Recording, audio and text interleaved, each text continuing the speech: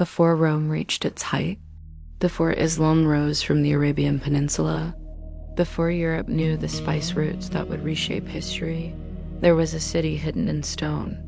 A city you could not see from the desert. You had to walk into it, through a narrow canyon called the Sick, walled by cliffs towering over 80 meters high. A natural corridor twisting through rock.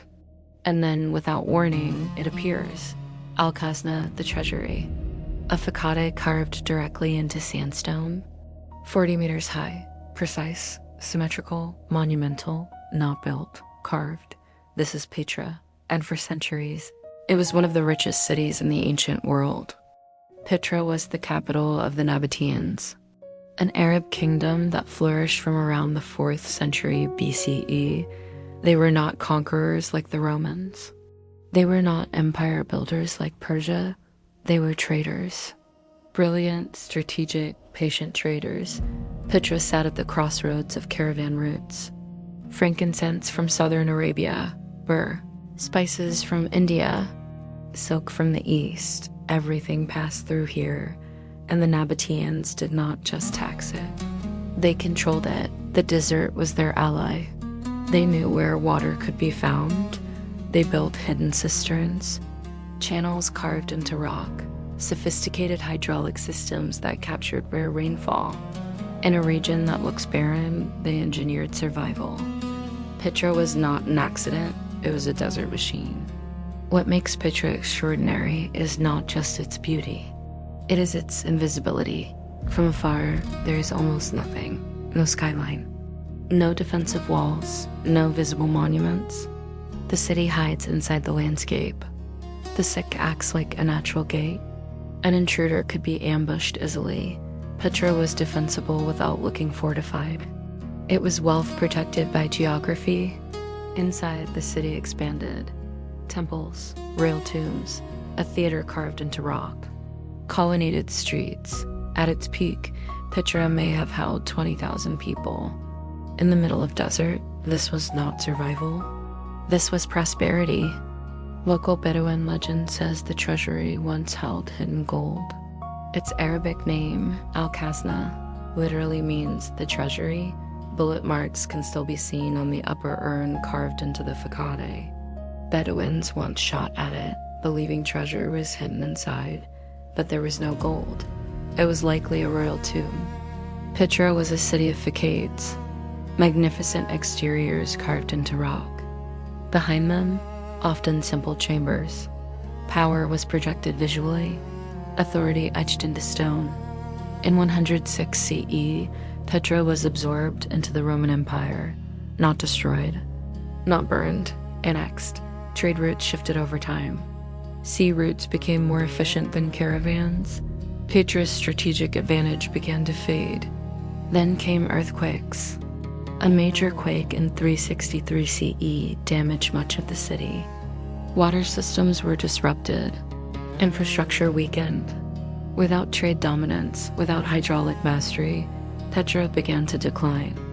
Not dramatically, quietly, gradually.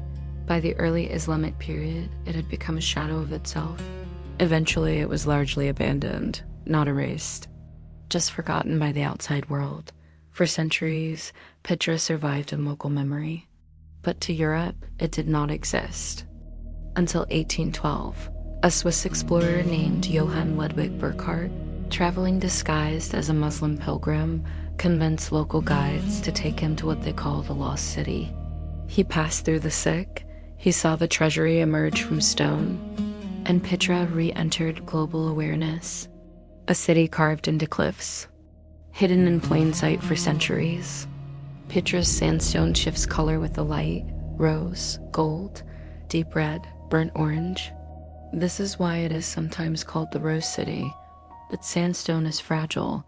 Wind erodes it, rain dissolves it. Tourism wears it down. What was carved over 2,000 years ago is slowly returning to dust.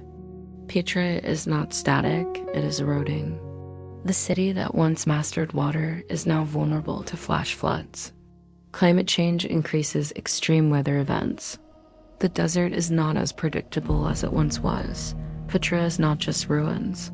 It is proof of adaptation, a civilization that turned scarcity into advantage, that used geography as armor, that built invisibility as strategy. It reminds us that power is not always loud. Sometimes it is hidden, and it reminds us of something else.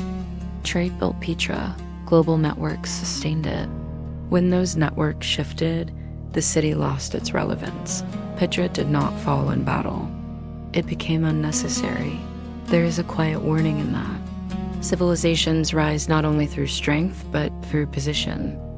And position can change. Today, Petra is a UNESCO World Heritage Site. Tourists walk through the sick with cameras. They stand before the treasury, framed perfectly for photographs. But if you stay after the crowds leave, when the canyon grows silent, you begin to understand this was never meant to be found easily. It was meant to control movement, to regulate access, to dominate trade without dominating territory, a city that hid in stone, a kingdom that mastered the desert, a civilization that disappeared not in fire but in shifting relevance. Petra still stands, but it no longer controls the crossroads of the world. Now it is a monument to a different kind of power, the kind that carves permanence into something as fragile as rock.